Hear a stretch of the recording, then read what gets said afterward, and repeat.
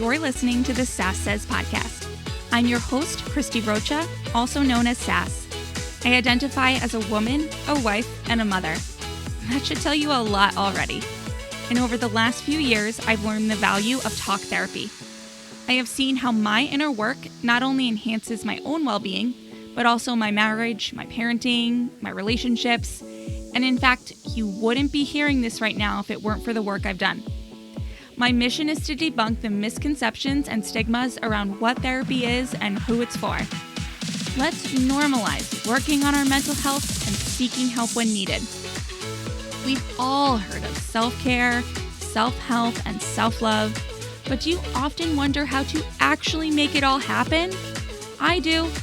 You'll hear strategy-based conversations with professionals, as well as inspiring and validating stories from women who are just like you and me.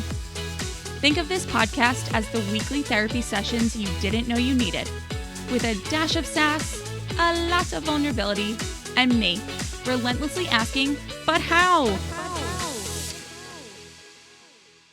Welcome to the show. My guest today is Dr. Cassandra Hutchins, a therapist in private practice in Short Hills, New Jersey. Dr. Cass has extensive background in treating individuals who are experiencing depression, anxiety, relationship difficulties, OCD, and symptoms as a result of traumatic brain injuries. She specializes in EMDR, trauma-focused CBT, positive psychology, motivational interviewing, and psychodynamic and relaxation-based treatments. Dr. Cass is also the creator of YourDocInTheBox therapy cards, which are the perfect tool for in-between sessions. And don't worry, she tells us more about them on the show. We also discuss some of Dr. Cass's go-to tools for helping her clients ease stress and anxiety. She shares her best advice for how to begin therapy and what it looks like to go back in time to your childhood to understand who you are today. We talk about bridging the gap between psychology and spirituality and the difference between working with a therapist and venting to your friends. Lots to cover here. We go down a few other rabbit holes that I didn't mention, so get excited, and here's Dr. Cass. Hey, Dr. Cass, thank you so much for being here with me today. My pleasure. We're going to try to get through this. For those of everyone who's listening doesn't know that we're doing this at night. So we're talking about keeping our brains together long enough to get through this. So I have faith in us. I have faith also. We can do it. Okay. So I want to start with your why. Why do you do what you do? Why did you become a therapist? Well, I will say this. It all kind of started in my childhood. Unbeknownst to me, I was like the therapist to everyone. I was the go-to person to help individuals, friends, family, solving their problems, helping them get through tough times. And it wasn't until I went to college, my first year of Rutgers, and I was originally a business major and marketing, to be exact. And then I took a psychology elective, and it was love at first sight, honestly. I was about to fail all of my business classes. And I said, this is obviously not the major for me, and this is. And I immediately switched over to psychology, and it's just been, a perfect match since. It just feels so natural. Mm-hmm. I did something similar. I started in the business school as well, and I got through the first year and a half. And when I say got through, I mean, I suffered through accounting 1, accounting 2. I had tutors up the wazoo. I was miserable. Mm-hmm. And I had a counselor just look at me and go, how do you want to look back on these years? I was like, oh, that's a good question. Yeah. So I switched over to sociology. Yeah. So now you have your own practice. What are clients coming to you for? Who are you primarily working with? Yeah, so primarily I treat individuals, and now I have also 2 group sessions that I lead, but individually for depression, anxiety, trauma, stress, and stress management. Those are the top ones that I've found myself treating over the past year or so. Yeah, I feel like everyone is sort of touched on one or all of those points over this last little bit here. But the group sessions intrigue me. What does that mean? What does that look like? So, one of my group sessions is geared towards women of color and just really helping them, giving them the space to process all of the traumas associated with that, the hardships associated with that. And also just really everything being woman, everything to do with being female, we talk about. And my second group session is for young adults, college students, and just giving them that environment to be able to share some of those like experiences with one another, and really allowing them to help each other through difficulties and giving each other, advice and stuff like that. So both of the groups are very supportive. It's a very supportive environment, and I just help to facilitate it, really. Yeah. You meet over Zoom, or how do you? Yeah. Yeah. Are you finding that the younger generations are more receptive to therapy? I mean, I almost feel like the younger you are, the more, like, the cooler you think it is. Yeah, absolutely. I'm finding that they do find the benefits of mental health, just being better, being able to talk about stuff that feels difficult, airing that out and then working through it, not, being intentional about not perpetuating old, generational cycles, and those hardships that they may have seen their parents go through. So they are definitely more open. They know what's out there. They're more resourceful, and they go after it. Yeah. Is what I'm noticing. It's awesome. I'm loving it. And your other group, I'm wondering, did that come from a need that you saw within your clients to kind of bring the women together, or what was a catalyst for that group? Yeah, absolutely. So with all of the media over the past year or so, the racial climate, I was noticing that actually all of my patients were most of them were struggling with it. Didn't matter their race. And so I found that women specifically just needed an outlet. It was just a very lonely feeling. And so I said, let me see if I can bring all of these people together and see if they can kind of uplift one another. And that's how it developed. That's how the idea developed. Has anything about either or both of those groups surprised you? I'm very big on visualizations, and both of these groups are exactly how I envision them to be. The environments are warm, supportive. It feels natural. People are comfortable speaking about, their own individual hardships to one another. It's actually beautiful, and it's just as I had hoped it would be. If someone is listening and thinks, wow, that sounds amazing, do you know of any resources or any, online something or others that someone could look into to find a group like this? My only suggestion is Google. Yeah. Google is like the go-to these days. You can just sort of type in group therapies for depression. Okay. Yeah, that's good though. Like the keywords, right? Yeah, group therapy for women issues. And see what pops up. Yeah. And I guess I'm going to push you on the group thing one more time.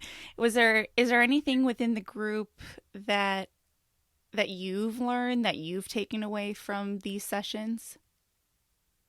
Well, I always tell my patients, especially the women, when they are healed, I almost feel as if I'm being healed too, just from like witnessing, being a part of it. And, because as an example, one of the exercises I had them do was had each of them write down some of their insecurities. And we transitioned that to, in the positive, what would the ideal version of this look like for you? And then I had every other group member speak that affirmation into that specific person. And it was so impactful for everyone. I mean, it was beautiful to witness, and I felt everything. Yeah. And when I spoke to the other group members, they each felt, healing words for themselves when they were speaking into someone else. So, it a dual healing Yeah. happening each time. It was beautiful. That sounds And that wonderful. I could have never imagined. Yeah. I did not know that that would go so beautifully. Yeah. Wow. That sounds amazing. You also, so you mentioned you work a lot on stress management. Mm-hmm. What are some ways that someone can start to identify the stressors in their life and the types of, coping mechanisms that someone can start to implement if perhaps therapy is not an available option? Mm-hmm. So one of the first things I have my patients do whenever they log on is I have a feeling sheet that I pull up and share with them, and I have them identify the feeling. Because I always say, let's follow the feeling. And if we are in tune with, how we are truly feeling instead of that default way of I'm okay, I'm good, everything's okay, then we will notice immediately once that's into practice, we'll notice immediately when we aren't feeling well. And once that happens, when we have that level of mindfulness, we'll be able to identify the triggers, more in real time than, later. Mm-hmm. And when we can do that, we can actively start to take control over that moment. Yeah. And so I am a huge advocate of diaphragmatic breathing. And it's the most basic way to help self-regulate in the moment, because most of us breathe, kind of shallow and right into the chest and back out. But really, we need to allow the oxygen to enter into the diaphragm so that it's distributed throughout the body. And that instantly relaxes us. Mm-hmm. Yeah, you know how you sometimes have to hear things over and over and over before you really take them in. Yeah. You know what I think it is? I think something like that, it almost seems too simple. So it's like that can't be what I need to do, because it's like obviously I would do that. It's free, it's easy, So it's almost like no. There's got to be do it on demand, right? Like no, I just have to overcomplicate everything. Yeah, that's right. But you're not the first to say it, and I see it all over social media, and everybody said breathe. Okay, I'll breathe. Yeah, you know what though? I like to reiterate, we don't have to reinvent the wheel. If we know something works, then let's just do it. We have the ingredients. Let's just, put them in. Yeah. That's it. Plug them in. I know. Ugh, I know. Okay. I feel like you are talking to me, but you're actually talking to me.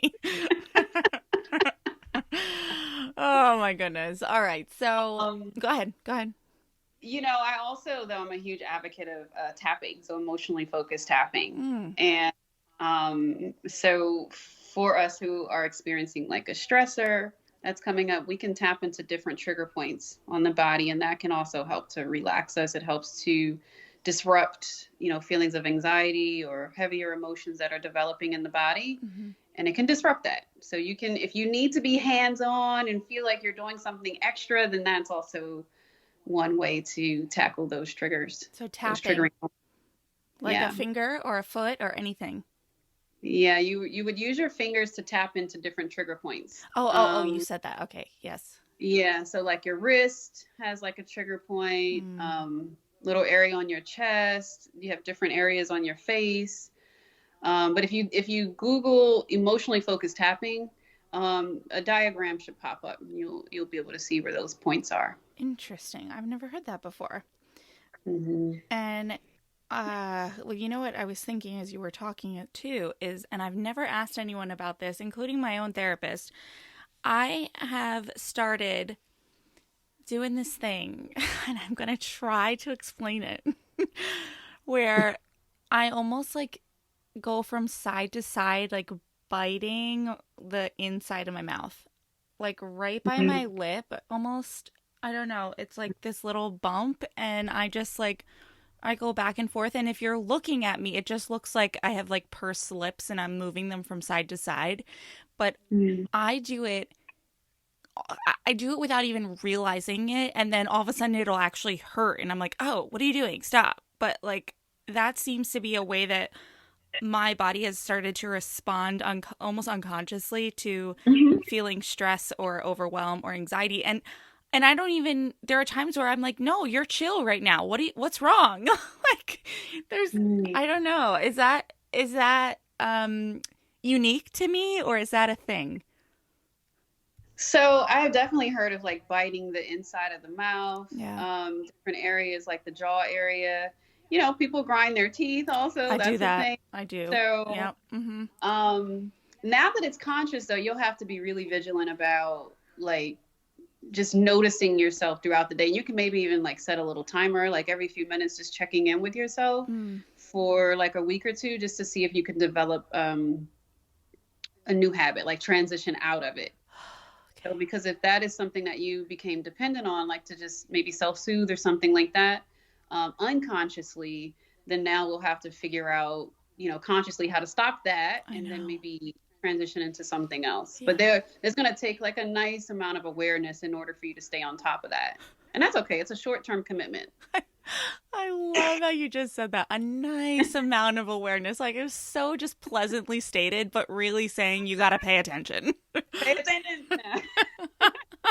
That was good. I like that. So someone comes to you. Do you find that people generally have a good idea of what to expect? Like, say someone's listening who's never seen a therapist before. What would you say to them now in terms of what to expect and what the process can look like? I know it's like, could be different for everyone, but generally speaking, if you were going to give someone some, peek behind the curtain.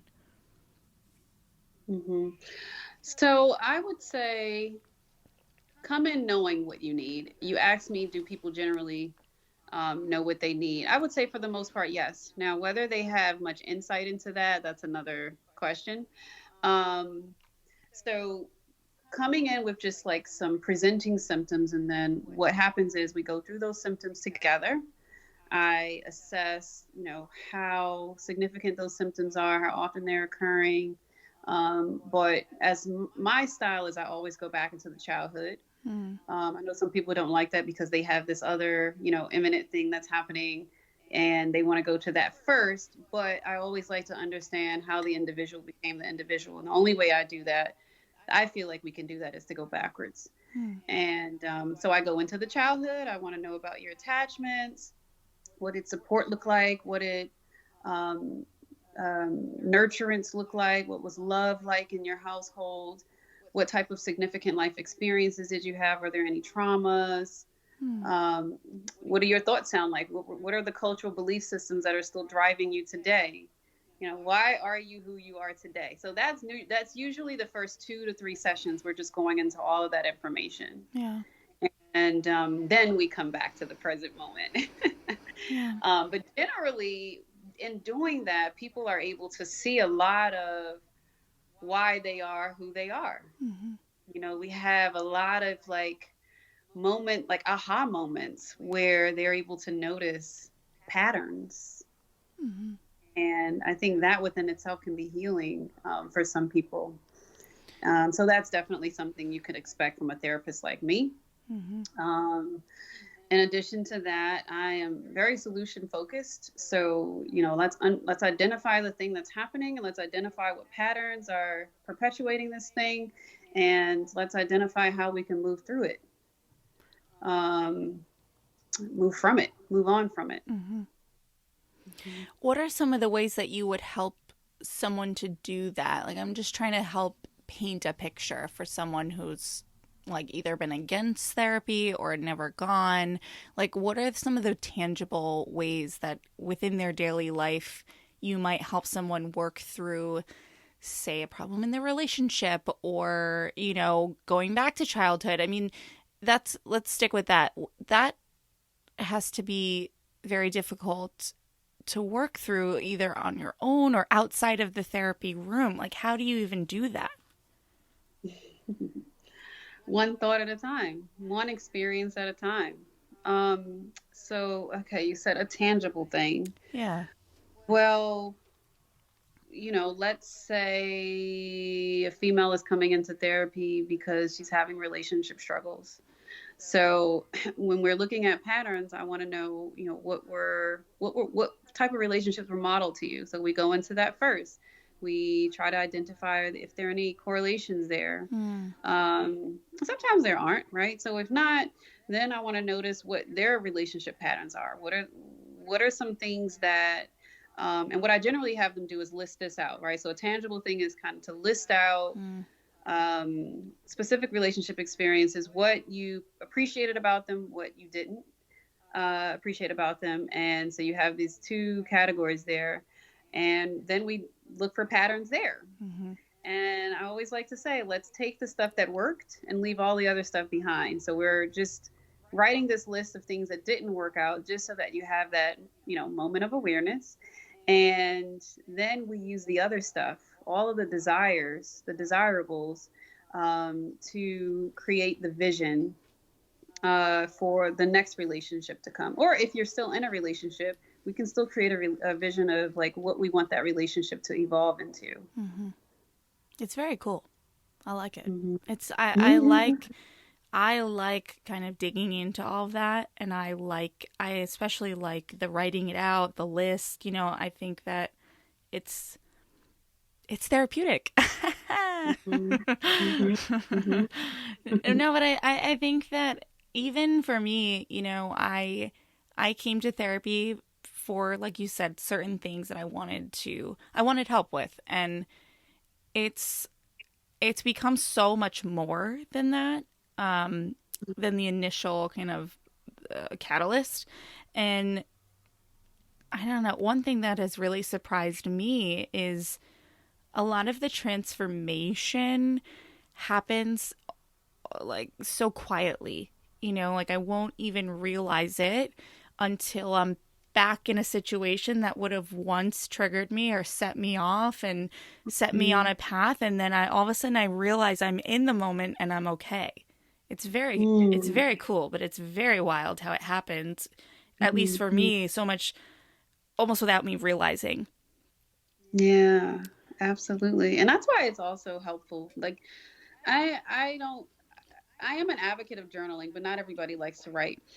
But what I have found with journaling is that when you write out some of those difficult moments and then you have a later moment of reflection, and you go back into the older pages of the journal and you recognize like where you come from, it does give you that sense of like clarity and confirmation that you have been changing, Yeah. And sometimes we need that in order to remember, and to have that reinforcement that we are on the right path. Totally. Yeah. Do you ever feel yourself, triggered by what's happening with a client, or like how do you protect yourself in the sessions? Mm-hmm. Well, I'm very spiritual, so I'll say that. And so I have my own, spiritual regimens that I do first thing in the morning to ground myself, and then also at the end of my day in order to clean my space and to clean my energy fields. And I use prayer, I use meditation to really help keep me centered. And I think it's important anyway for therapists to recognize if we are being triggered in the moment so that we can just sort of monitor that and stay ahead of it. Yeah. So to answer your question, yes, of course, I've definitely had moments when, I have felt maybe too connected to a patient, and their progress or their outcomes. And if things weren't going as we visualized, I'm like, well, what's happening, in the background of my head? Like, what needs to happen next, so I'll become a little invested in that way. But I definitely try to monitor that because I also know that we all have our own journeys, and things unfold and progress in their own timing, not our timing all the time. So I'm also very aware of that. Do you see a therapist? I don't, but that's just, it's not that I don't believe in it. I absolutely believe in therapy. I just have other things that I do to ground myself, given my schedule restrictions. Okay. So I don't because of schedule restrictions. But having said that, I do believe that if we don't have access to a therapy, we have to have other tools in place that we are using to keep us focused and to help us maintain that mental health. And you actually created a resource. Yeah. Your doc in the box. Do you want to talk about that? Yes, absolutely. So, my doc in the box cards, just as the name states, it's the idea of them is to have a doctor in the box Mm-hmm. with you Mm-hmm. during, personal moments, intimate moments when we may feel like we're all alone and have no other resource. And they're unique because I include both questions and psychological responses in them. Hmm. And these questions came from, you know, information that I've collected from all of my therapies. Well, not all, but from a lot of my therapy sessions throughout my clinical years. So I'm touching on areas that have been areas of need that I have heard to be very common. Mm-hmm. And this was important to me because I was recognizing that we are all more alike than we know. Hmm. And we don't always recognize that. I have an important seat because I hear a lot of, intimate details from different individuals, whereas most people don't. Mm-hmm.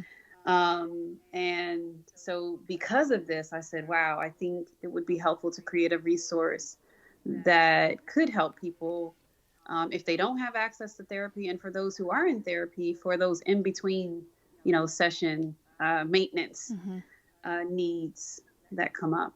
Yeah, very cool. I mean, yeah, because not everything can happen in 1 hour a week, right?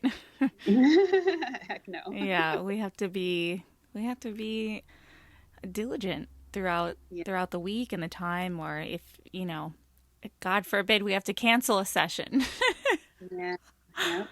Yeah, well, that's very cool. I know because even through doing this show, I mean, I got lucky on my own that the type of insurance I have, my therapist was available through that, but I know that that's not the case for everyone, and it's certainly not the case in all parts of the country or the world. And given how passionately I believe that it is helpful, I think that this is great, and I think you know more people need to have access. It's really Yeah.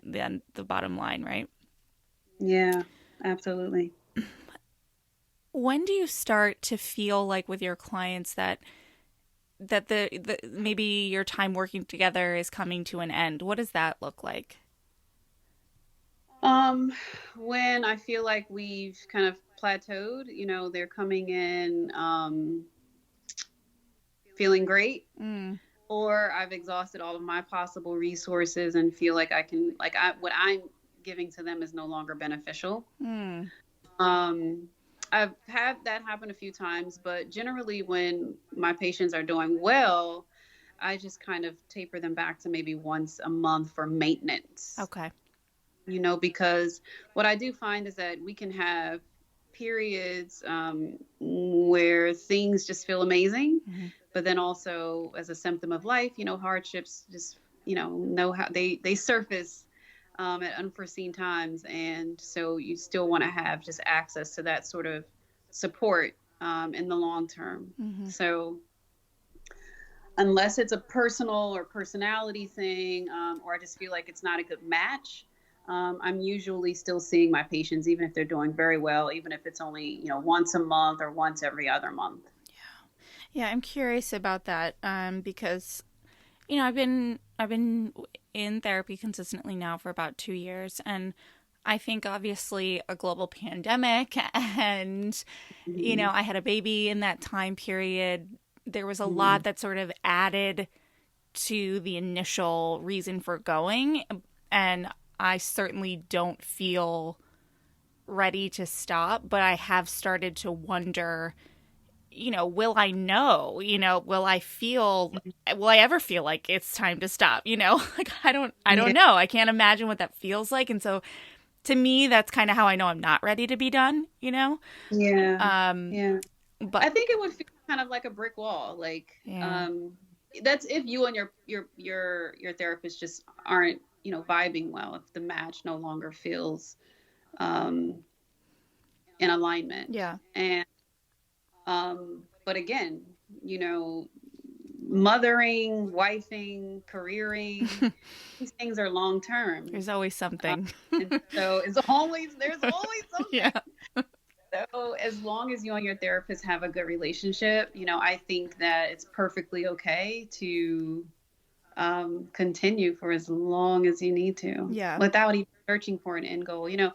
With nutritional health, we recognize the need for ongoing healthy eating and physical activity. The same applies to mental health. This is not just something that stops after 2 or 3 years. This is also something that's ongoing. Right. And there's nothing wrong with having reinforcements, and therapy can help with that. Yeah. Do you have any, this is another thing. I mean, these misconceptions and stigmas about therapy and who it's for and why we need it. I mean, do you have any ideas as to how we can start to change this narrative? I mean, that might not be an entirely fair question, given that I think the narrative has started to change, but do you have any ideas as to how we can push it forward more? I think the more it's normalized, the easier it will be for people to absorb. The reason why I like to compare it to nutritional health, because that is widely accepted. Right. Usually people say, "Oh, we have to eat healthy. We have to move around and be physical." And so I compare it because mental health is also a form of health. And because we're eating healthy, or because we desire to have clean eating habits, doesn't mean there's anything wrong with us. It doesn't mean that we have any bodily problems or health problems. It just means that we're trying to maintain our health. And the same thing goes with our minds. Yeah. I'm frustrated by how that's still hard for some to grasp. It's irritating me. Yeah, but you know what though? That irritation doesn't serve you. I know. Right? So as long as your focus is on being your best and doing your best, then you use that to drive you. Yeah. No, you're right. Yeah, you're right. Okay. Again, you're talking to me, and you're really talking to me. Okay. So I'm not a therapist. I see a therapist. And when I'm with friends or family and doing this show, I'm talking about the experience from my end. And one of the things I say all the time is that my therapist is my best friend who I know nothing about. And so, like, from the opposite perspective, how in your experience do you feel about the relationship with your clients? Like, what does that feel like for you? It feels beautiful. I have such a strong connection to my patients. And I tell them all the time, they think they found me, but I'm a firm believer in the law of attraction. And I say, I attracted all of you. We all align. And meaning that I brought them in because, they resonate with my style of therapy and even my personality, and vice versa. So, in the background, I feel like their best friend also. I feel like I'm rooting for their best. I'm always hoping that life experiences are easier for them, and that, that their true happiness is sustained. And so I'm in the background, maybe not a best friend, maybe that's not a good descriptor, but like, more like a family member who just really wants the best for them. That's how I feel. It's very close knitted. Even our group therapy session, the girls have developed a strong connection, and I feel that connection with them also. Yeah. So in the background, I am super excited. I'm super happy when they're doing well. And when they aren't, I'm visualizing for them. I'm hoping for the best. For those who are spiritual, I'm praying for them. If they're not spiritual, I'm affirming for them. We just change the words up just to kind of, suit their needs. And so I'm doing all of that in the background. It's a lot.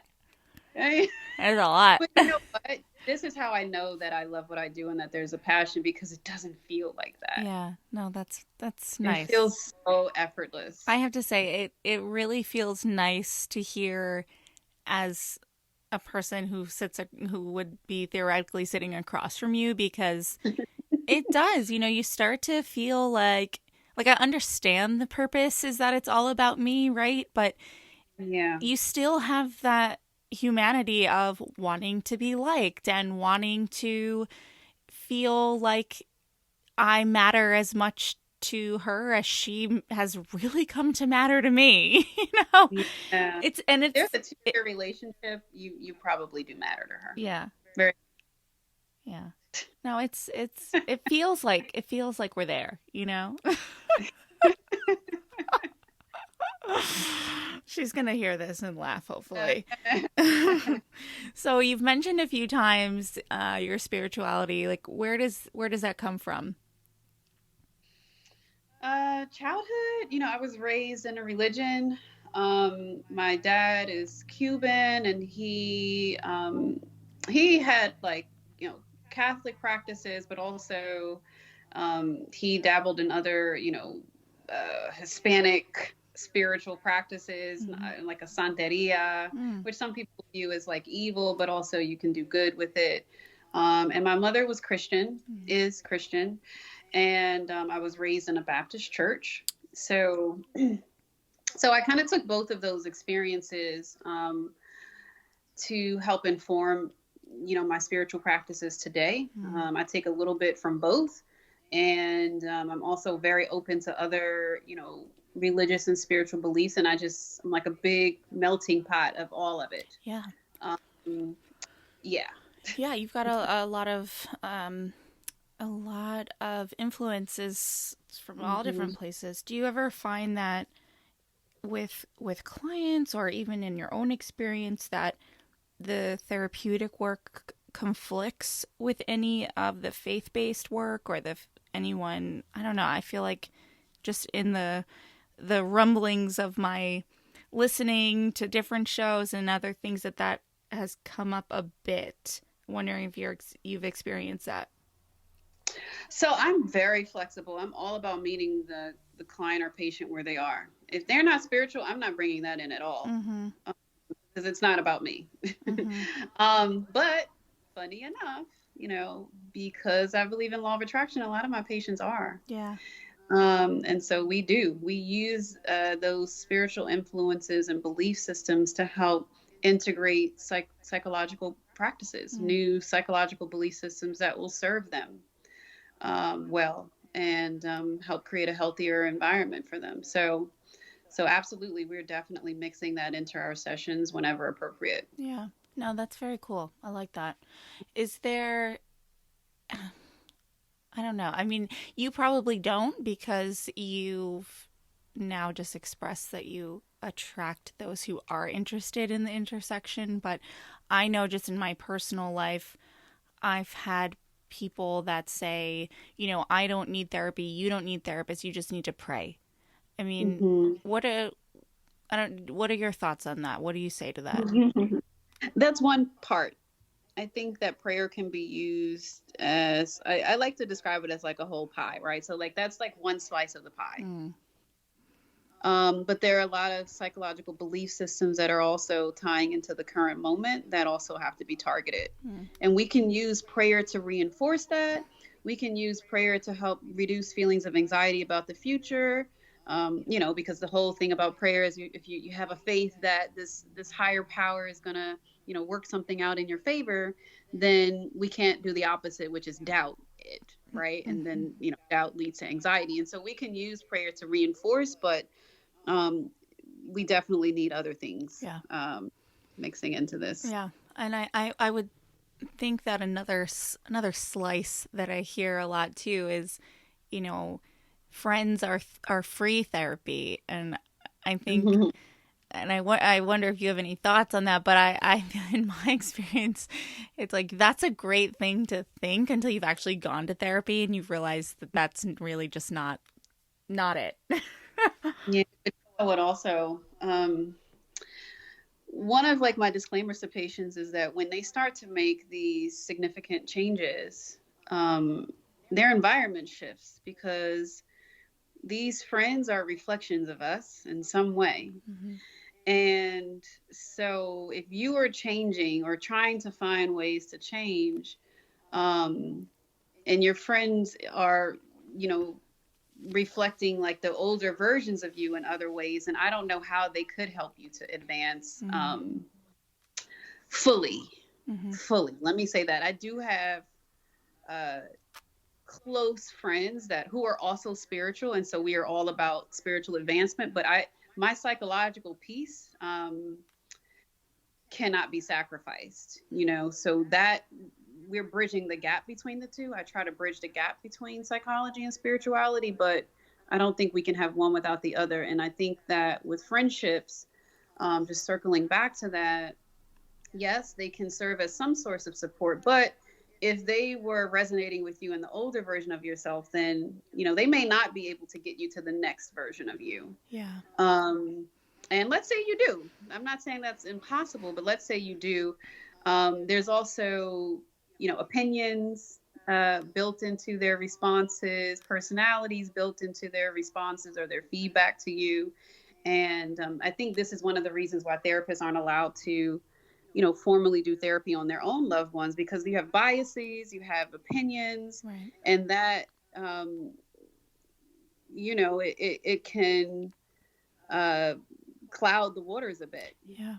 Whereas a therapeutic environment is usually supposed to be non-judgmental and unbiased. And friendships just can't do that because they love you, they care about you. Maybe somebody did something wrong to you, and then they have opinion about that. Right.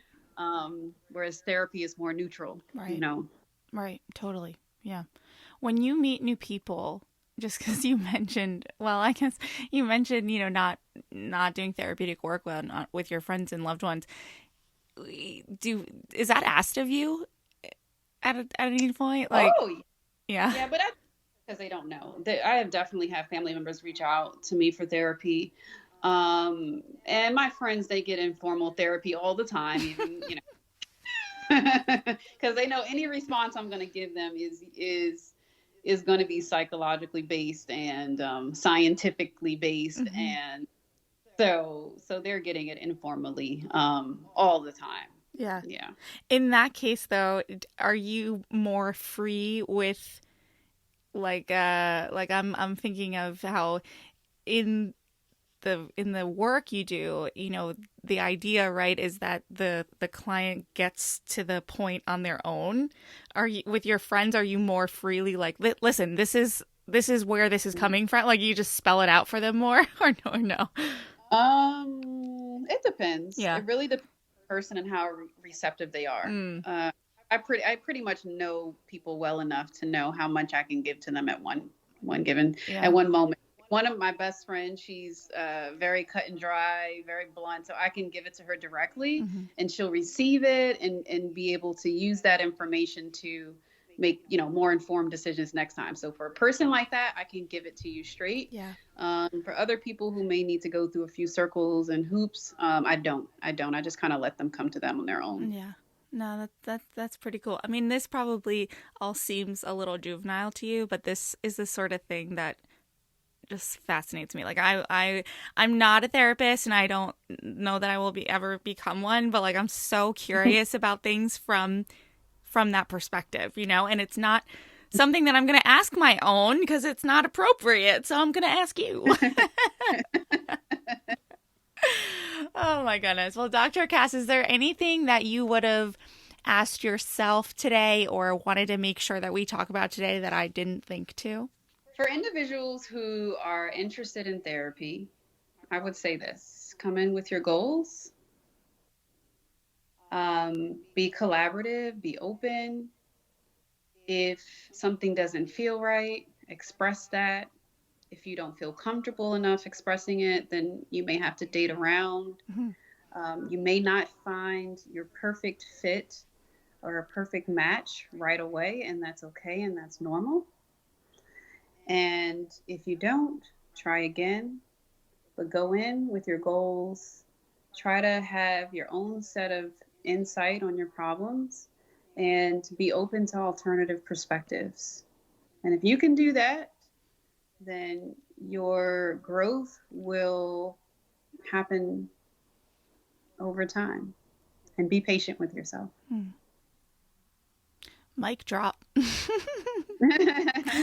Yeah, no, that's excellent. Thank you for expressing that so beautifully. I couldn't agree more, and don't have near the experience that you do, but it's really a wonderful feeling if you give it time and put the work in. I mean, it's really worth it. It really is. So anyway, Dr. Cass, thank you so much for your time. This was so fun for me. I just feel like I got a peek behind the therapist curtain. I love it. And just thank you, thank you, thank you.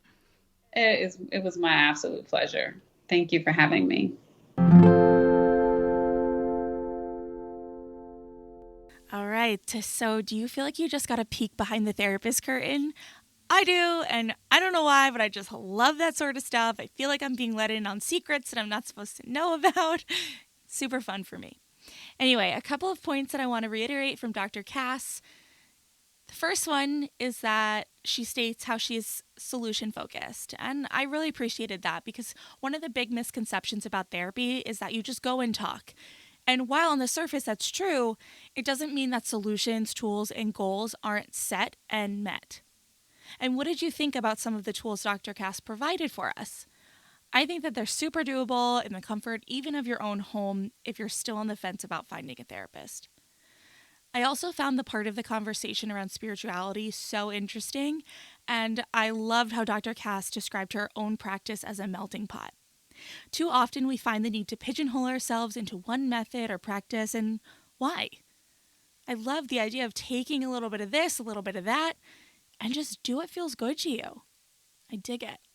All right, so thank you, Dr. Cass, and thank you for listening. I'll see you next time. Bye. Thank you so much for tuning in today. Sass Says is a production of Luann Nigara, Inc. This podcast is meant to be educational and not meant to replace professional therapy or professional medical attention. To learn more about today's show and what's new in my world, head over to sasssays.com. Thanks so much. Talk later.